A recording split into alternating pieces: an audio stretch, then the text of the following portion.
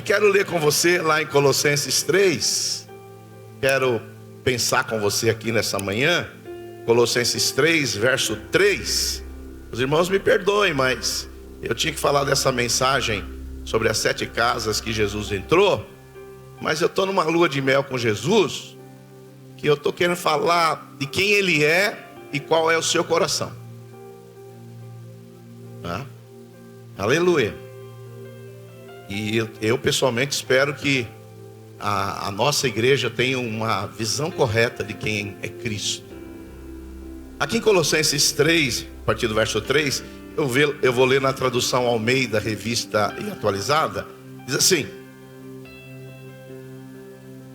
porque morrestes, você morreu no dia do seu batismo, e a vossa vida está oculta juntamente com Cristo em Deus. Verso 4: quando Cristo, que é a nossa vida, Cristo é a nossa vida, se manifestar, então vós também sereis manifestados com Ele em glória. Agora nós vamos pular para o verso 11, que é o texto áureo aqui da mensagem. No qual não pode haver nem grego, nem judeu, eu colocaria nem baiano, nem pernambucano, circuncisão, nem circuncisão, bárbaro, cita, escravo, livre, porém Cristo é tudo em todos. Nós podemos repetir isso, igreja? Vamos dizer juntos, vamos lá? Cristo é tudo em todos. Só as mulheres aqui que estão meio desacordadas aqui. Verso, o finalzinho, verso 11, né? Vamos lá? Cristo é tudo em todo. Olha, eu ouvi aqui. Eu não ouvi o pessoal lá de trás. Será que eles estão no celular? Não. Então vamos lá, vamos vocês aí de trás, vamos lá. Cristo é tudo em todos. Só os varões agora. Cristo é tudo em todos. Aleluia. Hoje eu quero falar sobre Cristo é tudo em todos. Aleluia. E é interessante que esse versículo 11 aqui, que fala que Cristo é tudo em todos, é uma coisa que me pegou. Você sabe, tem gente que gosta de ler a Bíblia assim, de capa a capa. Ele lê 10 versículos por dia, 20, mas depois não lembra de nada, né? Mas esse versículo 11, que Cristo é tudo em todos, faz 3 semanas que eu não consigo ler outra coisa. E aí eu falei, será que eu estou com algum problema mental? Não consigo ler outra coisa? Cristo é tudo em todos.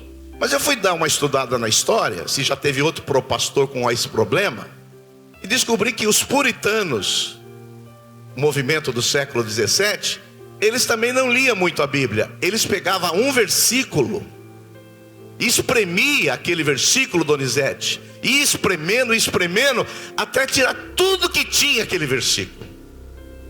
E eu peguei esse versículo aqui, que Cristo é tudo em todos, e comecei a pensar, mas como que Paulo foi tão sucinto e ao mesmo tempo tão abrangente de dizer que Cristo é tudo em todos? Eu espero que nessa manhã a gente possa entender um pouco mais de Cristo, porque Ele é tudo em todos. E talvez você não saiba, mas o livro de Colossenses na Bíblia é o livro que Paulo expõe mais Cristo. É o livro que tem uma cristologia como nenhum outro livro tem. Se Efésios fala que nós estamos nas regiões celestiais, Colossenses não. Colossenses ele vai falar de Cristo. Se você quiser saber quem é Cristo, leia o livro de Colossenses. Paulo escreveu essa carta aqui aos Colossenses no ano 61, 62 da era cristã, e a igreja estava enfrentando alguns problemas sobre Cristo. Alguns diziam que Cristo não era homem, que era apenas uma imagem de um homem. Outros diziam que Cristo era um fantasma. Outros diziam que ele não era Deus. Então Paulo, ele escreve essa carta para doutrinar a igreja, para que a igreja entenda quem é Cristo. E deixa eu falar para você, eu quero repetir isso alto, bom som, que a sua maior necessidade é conhecer a Cristo. É conhecer a Cristo. E hoje eu fiz algumas perguntas, fiz na verdade 8 perguntas, porque Cristo é tudo em todos. Espero dar 8 respostas para você também. É 8, mas vai passar rápido, viu? Fica tranquilo. Primeira pergunta: se Cristo, pastor, é tudo em todos, onde estava Cristo antes da fundação do mundo? Se Cristo é tudo em todos, onde estava Cristo antes da fundação do mundo? Houve um tempo em que não existia céu, não existia terra, não existia astros, não existia galáxias, não existia planetas, não existia estrelas, e não havia os mundos estelares, apenas Deus existia. O eterno sempre existiu. E a pergunta que surge é: pastor, antes de o mundo ser criado, onde estava Cristo?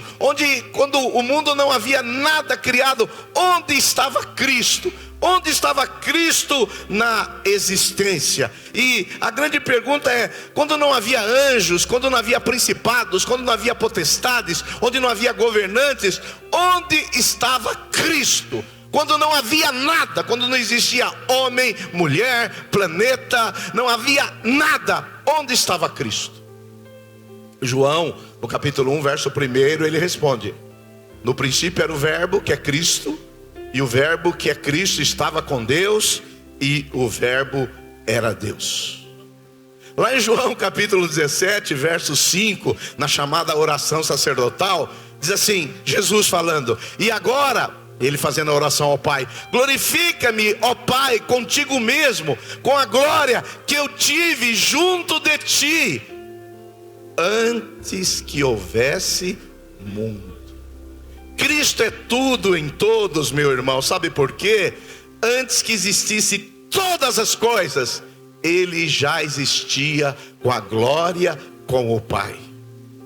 A ponto de Efésios capítulo 1, verso 4, dizer assim: que ele nos escolheu nele, Cristo, antes da fundação do mundo, para sermos santos e irrepreensíveis perante ele e em amor. Ou seja, antes que existisse qualquer coisa, antes que existisse qualquer evento, qualquer criação, antes de haver o planeta Terra, antes de haver a Andrômeda, antes de haver a galáxia, antes de haver a lua, Cristo já era. Ele é o eu sou. Quantos podem dar glória a Deus? Esse é o Cristo. A segunda pergunta é: se Cristo é tudo em todos, pastor, onde estava Cristo quando todas as coisas foram criadas? Não sei se você sabe, Jesus é o centro de toda a criação. Ele é o eixo dos conselhos eternos de Deus. Ele é o eixo dos decretos de Deus. Mas houve um tempo que Deus resolveu criar todas as coisas. E lá no Gênesis capítulo 1, verso 1, diz assim: no princípio criou Deus os céus e a terra. E Deus criou os céus e a terra, sabe do quê? De que matéria-prima? Do nada. Deus não precisou de nada para criar. Deus do nada, ele criou todas as coisas.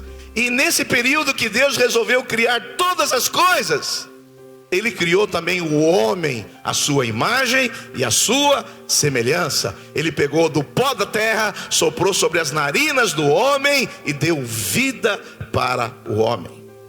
Por isso que lá em João capítulo 1, verso 3, o apóstolo vai dizer assim: todas as coisas foram feitas por intermédio dele, Jesus, e sem ele nada do que foi feito se fez. Aleluia. Colossenses 1,16 diz assim: pois nele quem? Cristo, foram criadas algumas coisas, todas as coisas nos céus e sobre a terra, as visíveis, as invisíveis, sejam tronos, sejam soberanias, quer principados, quer potestades, tudo foi criado por meio dele e para Ele. Glórias sejam dadas a Ele eternamente. Aleluia.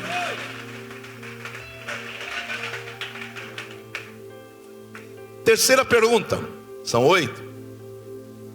Se Cristo é tudo em todos, pastor, onde estava Cristo quando o homem caiu no jardim do Éden? Você sabe que Deus criou o homem à sua imagem e semelhança. Não a imagem e semelhança física, mas a imagem e semelhança moral. A Bíblia diz que o homem foi colocado no paraíso, no jardim do Éden, e ele tinha comunhão com Deus, plena comunhão com Deus. Mas Deus deu para esse homem o direito de escolhas. Eu não acredito em livre-arbítrio, que o homem escolhe o que ele quer, mas o homem tinha algumas escolhas a fazer, e o homem era responsável pelas suas escolhas. Mas infelizmente Deus disse para o homem: não coma desse fruto. E o homem rebeldemente se rebelou contra Deus, desobedeceu a Deus e comeu o fruto que era proibido. A Bíblia Sagrada, ela diz que esse homem caiu, a queda do homem, Gênesis capítulo 3. E o pecado veio ao mundo, e por causa do pecado as doenças, por causa do pecado os espinhos, por causa do pecado os abrolhos, por causa do pecado a maldição, por causa do pecado a separação com Deus, por causa do pecado a morte eterna, por causa do pecado o inimigo tomou conta dessa terra. E a pergunta que nós fazemos é: pastor, onde estava Cristo na hora que o homem caiu? Gênesis 3,15. O Senhor, depois que o homem cai, o Senhor diz assim, Gênesis 3,15. Gênesis 3,15.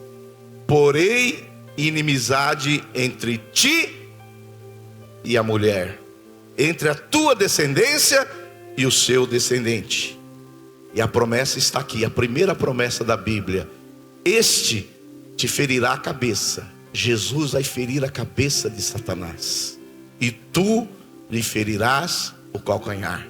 Jesus foi ferido no seu calcanhar na cruz, mas Jesus pisou na cabeça da serpente, dando vitória para o povo de Deus. Diga um glória a Deus. Onde estava Cristo, pastor, quando o homem caiu?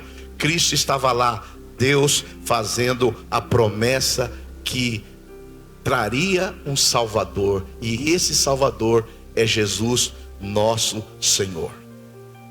E aí em João capítulo 1 verso 14, a Bíblia vai dizer assim: e o verbo, que é Jesus, se fez carne. O Deus Todo-Poderoso, onipotente, onisciente, imutável, eterno, infinito, glorioso, grandioso, santo, amoroso, e por aí vai. Esse Deus, Jesus, se fez carne, se vestiu de um corpo humano e habitou entre nós, cheio de graça e verdade, e vimos a sua glória, glória como unigênito do Pai. Aleluia! Esse Jesus, ele se vestiu de pele humana, calçou os sandálios da humildade, ele pisou no nosso chão aqui na terra, ele comeu do nosso pão, ele bebeu da nossa água, ele chorou nossas lágrimas, ele sentiu a nossa dor, ele carregou sobre o seu corpo a madeira dos nossos pecados. E na cruz do Calvário, Jesus foi a provisão de Deus para o pecado do homem. E a Bíblia vai dizer assim: aquele que não conheceu o pecado. Quem não conheceu o pecado? Jesus se fez pecado por nós. Aonde ele se fez pecado? Na cruz do Calvário, para que nós hoje fôssemos justiça de Deus. Aleluia. Então fala para o seu vizinho: você é justiça de Deus. Mas eu gostaria que você falasse com mais entusiasmo, porque, filho, isso aqui é melhor do que qualquer coisa. Fala com mais entusiasmo. Falar dessas grandezas e ver a sua cara de testemunho de Jeová é horrível. Porque quando nós falamos da grandeza de Deus, tem que ter entusiasmo. Tem que ter, isso aqui é melhor do que um pudim de leite. Isso aqui é melhor do que uma gelatina de abacaxi. Isso aqui é melhor que um brigadeiro, filho. Aleluia. Porque tem gente assim, que por causa de um brigadeiro o olho brilha, mas por causa de verdades eternas, ele é apático. Oh, desculpe, mas eu não aguento isso. Quando fala das verdades de Cristo, nós temos que nos empolgar. Porque lá no céu você não vai ter essa carinha de testemunho de Jeová que você tem, não. Lá você vai ver de fato o que Cristo fez por você. E quando você reconhecer o que Cristo fez por você, você vai querer me dar 1000 beijos. E eu não vou aceitar nenhum, eu já vou dizer. Hoje nós estamos falando do Cristo. Porque se tirar Cristo da sua vida, deixa eu falar, você não vai gostar que eu vou falar, mas não sobra nada.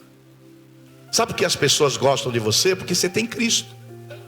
Você sabe por que você veio me ouvir aqui? Porque você acha que eu estou falando de Cristo.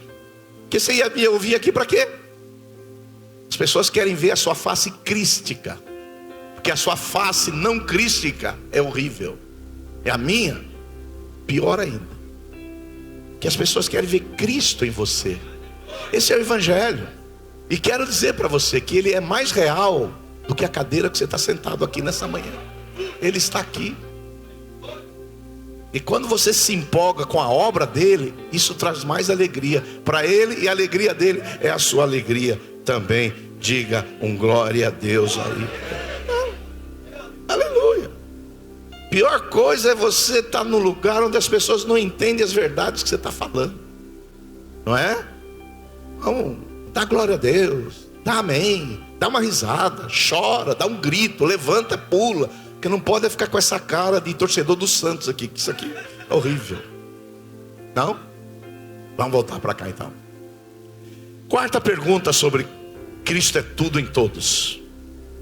Se Cristo é tudo em todos, qual é a posição de Cristo no mundo espiritual? Eu sei que nós vivemos uma era que se fala muito de batalha espiritual. Muitos livros foram escritos, eu li vários livros sobre batalha espiritual, e muitos irmãos, muitos de vocês gostam dessa guerra. Existe uma guerra, Jesus está de um lado e o diabo está do outro, e Jesus dá uma no diabo e o diabo dá uma em Jesus, e essa guerra eu não acredito nessa guerra. Então deixa eu falar uma coisa para você. Eu sei que você é bombardeado, que o diabo tem todo o poder, que o diabo faz o que ele quer, mas eu vou falar para você, eu nem acredito na batalha do Armagedon.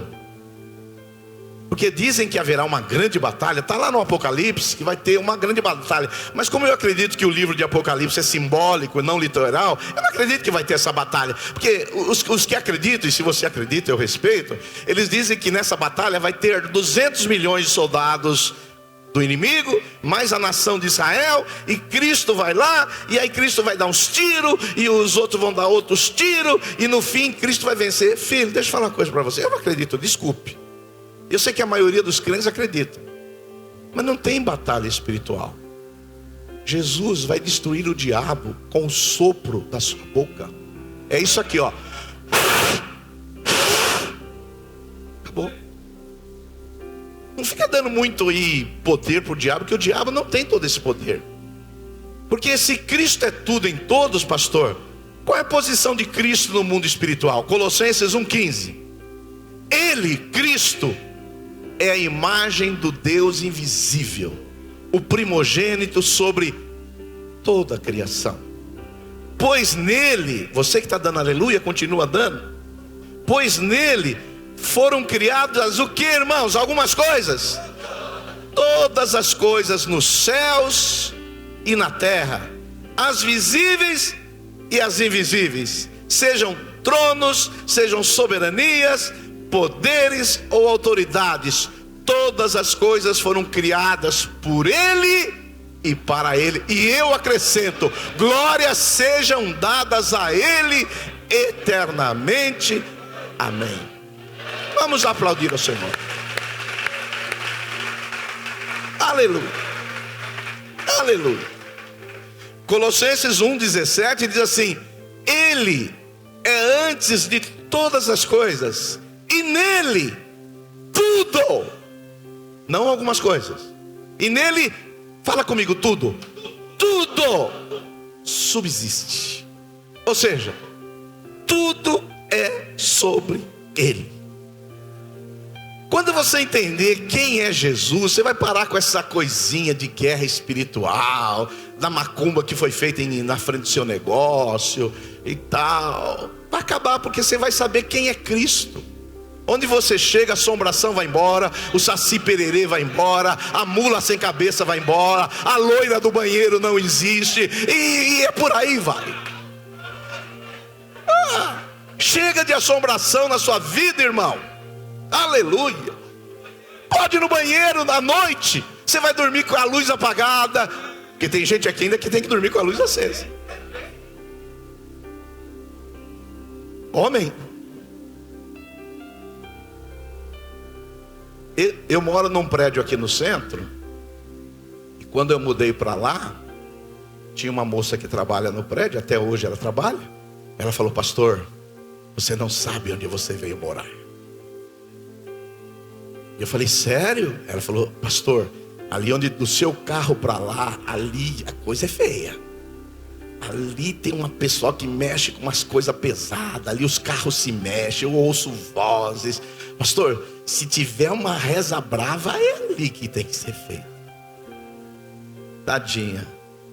Eu falei: filha, eu nunca tive esse problema, que Cristo é tudo em todos. Claro que eu preciso de mais revelação sobre isso, mas falei: não vai acontecer mais. Ele falou: dá para fazer uma oração brava ali? Falei: dá. Porque oração brava é oração normal, viu? Não existe oração forte. Toda oração que é para Cristo é forte. Você que você vê por aí, venha na sexta da oração forte. Se você orou em nome de Jesus, é oração forte. Aí nós oramos. Aí esses dias eu estava conversando com ela: e aí, Giane, como é que tá os negócios? Os carros estão se mexendo e tal. Pastor, acabou. Foram tudo embora. Foram, porque Cristo é tudo em todos. Cristo está acima de todas as coisas. O dia que você entender isso, filho, você vai ver que muita coisa se resolve na sua vida. Por isso que a maior necessidade da igreja, pastor Fernando Lira, é saber quem é Cristo. Quem é Cristo? Porque Jesus, ele virá um dia buscar uma igreja gloriosa, sem mácula, sem ruga e sem defeito, e ele vai julgar as nações. Satanás, que é uma criatura, será lançado no lago de fogo. O anticristo, o falso profeta, serão lançados no lago de fogo. Então aqueles que têm os seus nomes escritos no livro, aqueles que não têm, os seus nomes no livro da vida, também serão lançados no fogo. Então aí Jesus vai vencer o último inimigo. Pastor, e qual é o último inimigo? É a morte. O último inimigo a ser vencido, também a morte, será lançada no fogo. E a Bíblia diz que quando ele vier na sua majestade e glória, ele vai sentar num trono e julgar vivos e mortos. Cristo é o juiz de todas as nações. E quando ele julgar todos, e todo joelho vai se dobrar, toda língua vai confessar que ele é Senhor e Cristo, aí ele vai reinar sobre o seu povo e sobre a sua igreja. Digam glória a Deus. Aleluia, aleluia, aleluia. Então Cristo fala para o seu vizinho: é tudo em todos. Quando você vive assim, as coisas mudam. Porque tem gente que dá muita força para o inimigo, uma força que ele não tem. Oh, aleluia. Quinta pergunta: que Cristo é tudo em todos. Se Cristo é tudo em todos, qual é a centralidade dele nas Escrituras, na Bíblia Sagrada? Você sabe, a Bíblia é dividida em duas: Velho Testamento, Velha Aliança, Novo Testamento, Nova Aliança. No Velho Testamento, tudo que está escrito, presta atenção, porque tem uns malucos de vocês aí que me mandam versículos do Antigo Testamento e quer que eu interprete versículos do Antigo Testamento. Deixa eu falar para você, a nossa base de regra e fé é o Novo Testamento. A nossa base é o Novo Testamento. Agora o Velho Testamento para que serve? O Velho Testamento é apenas sombra das coisas que vai ser em Cristo. Por exemplo, o sábado aponta para Cristo. Cristo é o seu descanso. Os profetas anunciaram Anunciaram Cristo. Os patriarcas, Abraão, Isaac, Jacó, falaram de quê? De Cristo. O Cordeiro da Páscoa simboliza o quê?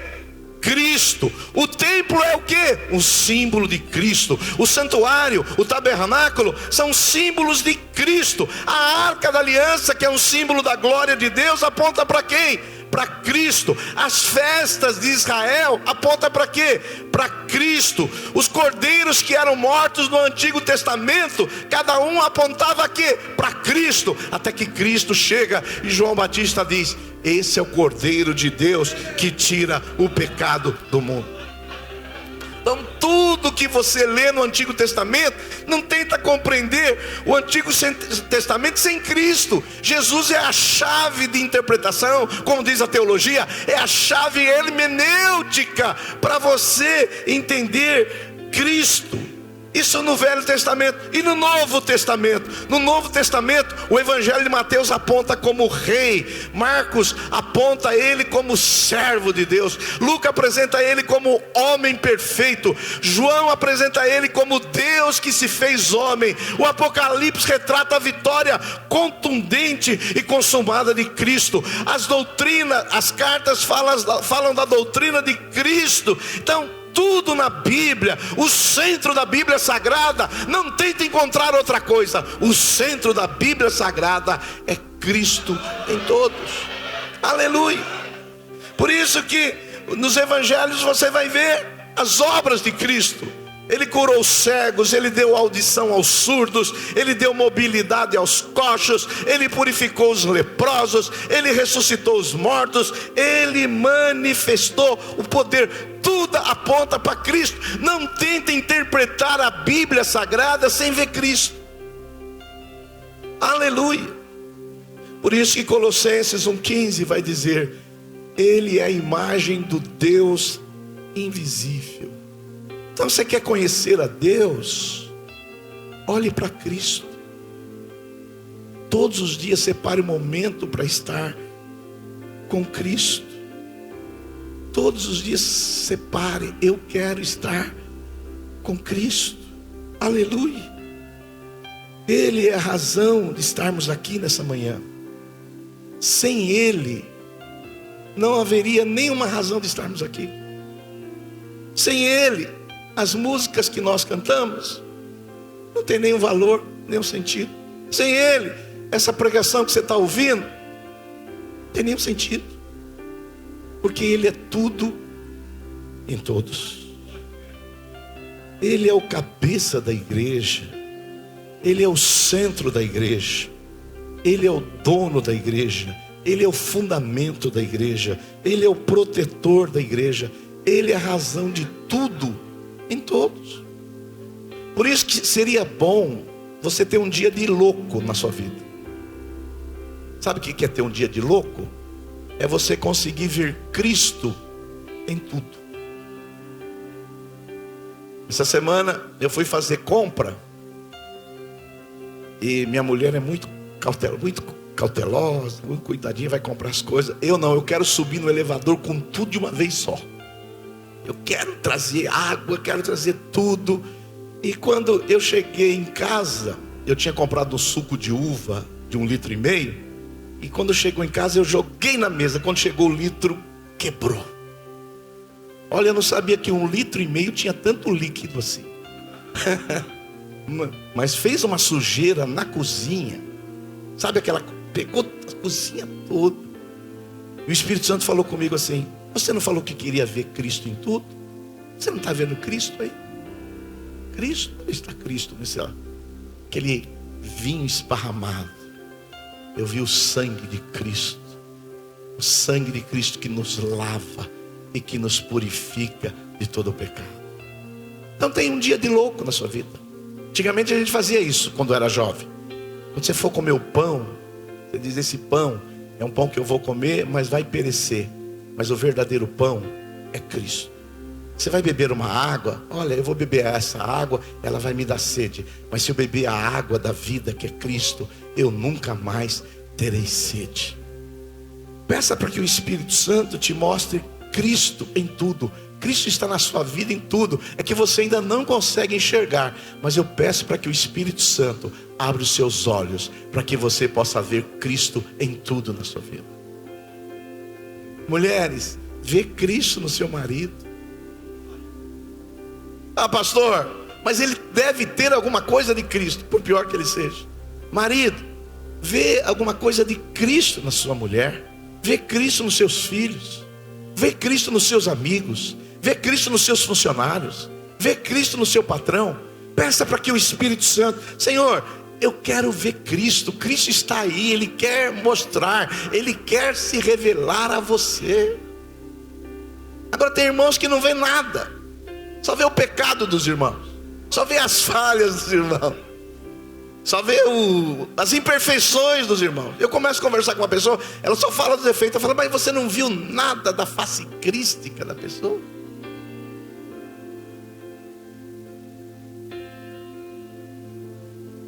Aleluia. Sexta pergunta, penúltima.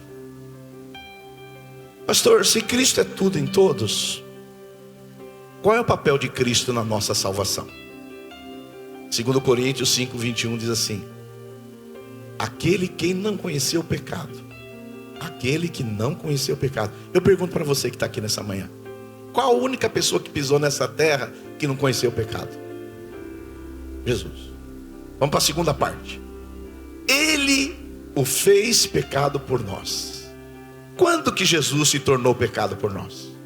Na cruz. Todos os nossos pecados foram colocados em Cristo na cruz. O pecado de toda a humanidade estava sobre Cristo na cruz. Ou seja, aquele que não conheceu o pecado, Deus o fez pecado por nós na cruz. Para quê? Qual foi o objetivo disso, pastor? Para que nele quem? Cristo, fôssemos o quê? Feitos justiça de Deus. Deixa eu falar para você. Quando Deus olha para você, porque primeiro Ele vê Cristo. Ele não vê você, filho da dona Joana com seu Severino. Primeira coisa que Ele vê na sua vida, Ele vê o quê? Ele vê Cristo. Ele vê Cristo. Então, como Ele vê Cristo em você, tem três coisas que aconteceram com Cristo que vai acontecer com você. Primeiro, quando Jesus foi se batizar, a primeira coisa que aconteceu, os céus se abriram. Uma voz do céu veio e disse: esse é meu filho amado em quem me comprazo. E terceiro, o Espírito Santo veio sobre ele. Eu quero declarar para você: você está em Cristo, os céus estão abertos sobre a sua cabeça. Você está em Cristo, uma voz do céu sempre vai dizer no seu íntimo: você é meu filho amado, você é minha filha amada. E mais, a pomba que veio sobre Jesus era um sinal do Espírito Santo. Você vai ser cheio do Espírito Santo. E você vai ser cheio do Espírito Santo para quê? Para ver Cristo. Jesus disse: quando Ele vier, o Espírito Santo, e Ele já veio, Ele vai me glorificar. Você é cheio do Espírito Santo, não é só para ter poder, unção, essas coisas são boas, mas você também é cheio do Espírito Santo para quê? Para ver Cristo. Aleluia. Eu faço um desafio para você nessa manhã. Vai na feira essa semana, que nem eu fui, e fala: Senhor, eu quero ver Cristo. Eu quero ver Cristo nos legumes, nas verduras, nas frutas, nas pessoas. Eu quero ver Cristo. Você vai ver que a sua vida muda, filho, porque nós estamos aqui, porque tudo é dele, por meio dele e para ele. A pergunta é: pastor, qual que é o papel dele na nossa salvação total? Eu sei que alguns de vocês pensam assim, e eu não penso, graças a Deus, que você acha assim: Jesus fez 50% para eu ser salvo, e eu fiz 50%. Tem igrejas que acreditam assim. Aliás, infelizmente a maioria. Ó, eu fiz 50% e Jesus fez mais 50. Eu sei que tem gente que pensa assim, mas deixa eu falar para você. Se a sua salvação dependesse dos seus 50%, tem uma hora que você ia perder a salvação. Mas como foi Cristo que fez os 100%, você está na mão dele e ninguém pode tirar você da sua mão. Aleluia, aleluia. Quantos podem dar um glória a Deus por isso? E eu quero usar uma ilustração que o Senhor me deu essa semana. Falei, Senhor, eu quero ver Cristo na minha salvação. E eu me lembro quando minha filha hoje tem 30 anos. Eu me lembro quando a minha filha, acho que tinha uns 3 ou 4 anos, nós fomos numa colônia de férias em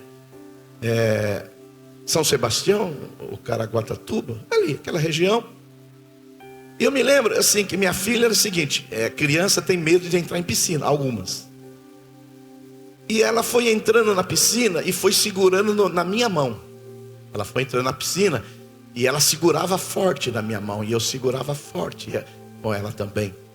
E à medida que ela foi entrando, eu fui segurando, ela foi tendo confiança.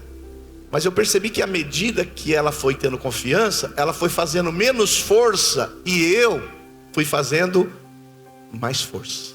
Eu estava segurando ela com toda a minha força e ela foi entrando na piscina. Na vida cristã é assim. No começo, você acha que o que não faz você cair na piscina, no afogamento, é a sua força que você está segurando seu pai. Mas quanto mais você anda com ele, você vai ver que não é a sua força, é a força dele que te segura para você não afundar. Aleluia, quantos podem dar um glória a Deus por isso? Aleluia.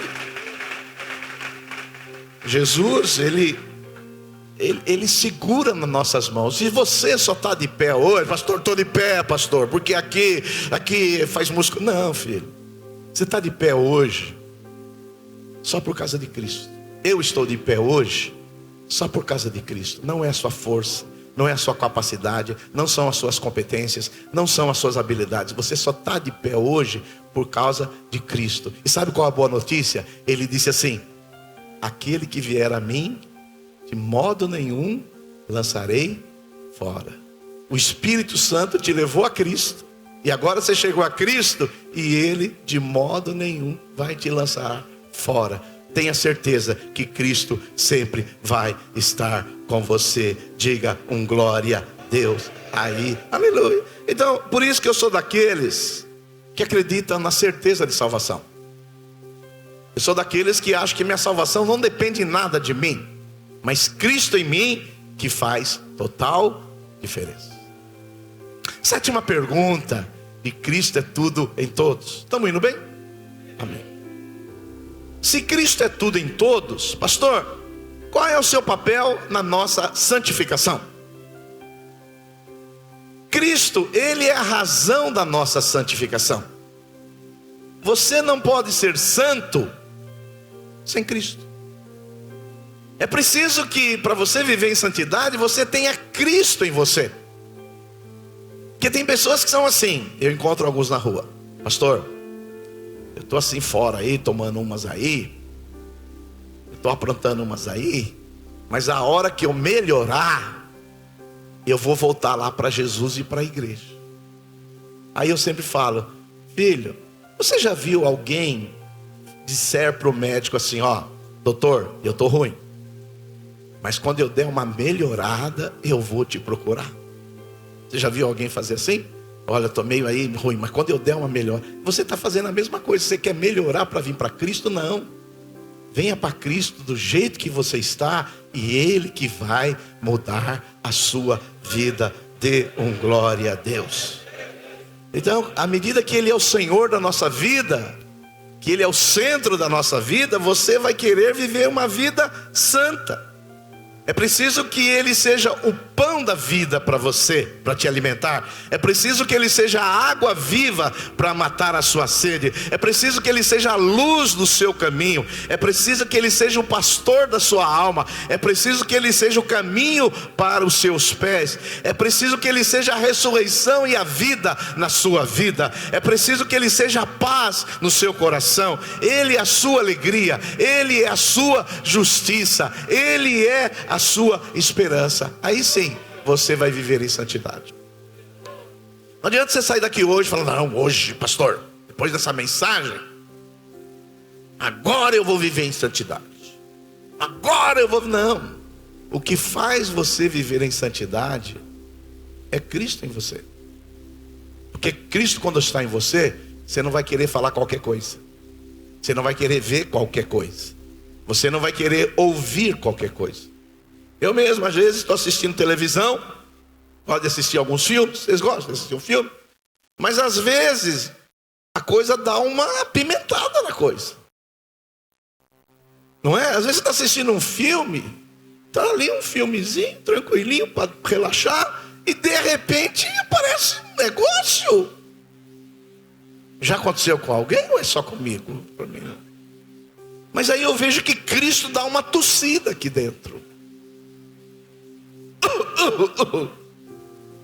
Aí eu tenho que mudar de canal, ou adiantar.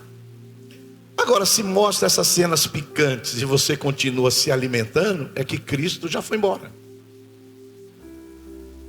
Ele pode voltar, se você se arrepender e confessar seu pecado. É isso que faz você viver uma vida santa. Você não vai viver uma vida santa porque tem alguém te olhando. Que tem irmãos que reclamam: ah, pastor, aqui em Mauá não dá nem para ir para o shopping. Todo mundo eu conheço e fica me olhando. E eu falo: é Cristo te vendo, através dos olhos dos irmãos. Às vezes Cristo te protege através dos olhos dos irmãos. Porque Cristo é tudo em todos. E para encerrar, para a gente ir embora, espero que você vê Cristo em tudo. Ao sair daqui, quero ver Cristo nos servos. Não vou chegar mais aqui falando para o servo: é aqui que eu vou colocar o carro e acabou. Eu não. Não, mas é assim que eu expresso a minha face crística? Não. Você vai ver, mulher, que se seu marido expressar a face dele crística, ele vai ser dócil, ele vai ser manso, ele vai ser humilde, ele vai ser compassivo, ele vai ser generoso. Então quando ele chegar muito bravo, você fala para ele: mas você não tem Cristo? Ele vai falar: sim. Aí você fala: mas Cristo é manso e humilde. Mulher, o marido começou a brigar, você fala: não, Cristo já foi embora de você. Venha, Cristo. E assim também o contrário, vice-versa também. Se nós tivermos Cristo em nossas casas, irmãos, o clima é outro. Você vê, a minha mulher expressa muito Cristo através da generosidade dela. Em casa a gente compra aqueles Yakult, e às vezes só tem um. E eu olho lá na minha face crística e falo: não vou tomar, vou deixar para minha mulher. Aí depois passa 2 dias, está lá ainda. Eu falei: você não tomou aquele Yakult? Ela falou: eu não tomei porque deixei para você. Aí eu vou lá e tomo. Eu recebo. Isso é face crística. Sim. E por último, para a gente ir embora, 8ª pergunta: pastor, se Cristo é tudo em todos, o que podemos esperar dele na eternidade? Essa é uma coisa importante. Olha só o que Jesus disse em João 17:3. E a vida eterna é esta, presta atenção. Jesus define o que é vida eterna. A vida eterna é esta: que te conheçam a ti, se referindo ao Pai, o único Deus verdadeiro, e a Jesus Cristo, a quem enviaste. Então, o que é a vida eterna? Então vamos pensar. Eu ouço muitas músicas, principalmente dos irmãos pentecostais. Eu gosto dos irmãos pentecostais. A unção, a paixão que eles têm. Mas eu ouço muitas músicas dos irmãos pentecostais que dizem assim: eu quero ir para o céu, porque eu vou morar em ruas de ouro. Filho, por que que o ouro tem valor aqui? Porque é uma coisa rara. E por que que pedra não tem valor aqui? Porque é uma coisa simples. Lá no céu, você nem vai ligar para ouro. Ah, pastor, eu quero morar lá no céu, pastor. Sabe por quê? Quero morar lá no céu, porque lá no céu, pastor, não vai ter mais choro. Filho, lá no céu, certamente só vai ter alegria. O choro acaba aqui. Ah, pastor, eu quero morar lá no céu, porque lá não vai ter mais luto, porque lá não vou ver meus amigos morrerem. Pastor, eu quero ir lá no céu, sabe por quê? Eu estou ficando velha, ficando enrugada, e não há nenhum produto que resolva minhas rugas aqui nesse mundo mais. E lá no céu, pastor, não vai ter mais ruga. Ah, pastor, eu quero morar lá no céu, pastor, porque lá não vai ter maldição. Deixa eu falar, esses motivos são secundários para querer ir para o céu. O único motivo verdadeiro de ir para o céu é porque lá no céu você vai encontrar, alô? Cristo. Você vai encontrar Cristo. Esse é o único motivo, porque Jesus disse que onde Ele estiver, nós estaremos. E onde tiver Jesus é um lugar glorioso, maravilhoso. E Jesus disse que a vida eterna é o quê?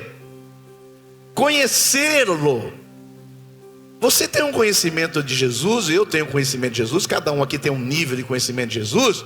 Mas lá no céu, nós vamos passar a eternidade conhecendo coisas em Cristo que nós não conhecemos.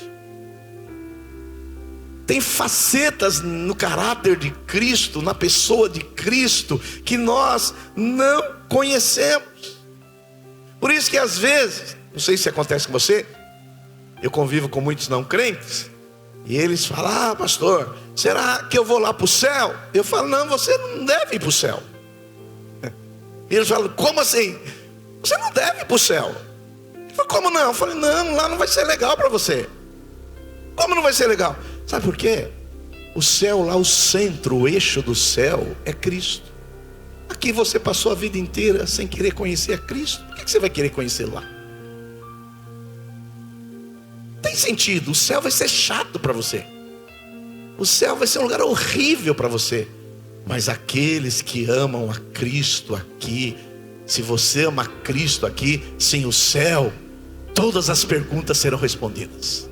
Tem gente que diz assim: pastor, eu vou chegar lá no céu, a primeira coisa que eu vou fazer, eu tenho uma listinha de perguntas para Jesus. Eu quero dizer para você que o céu é autoexplicativo. Quando você abrir seus olhos lá, você vai ter todas as respostas que você quer.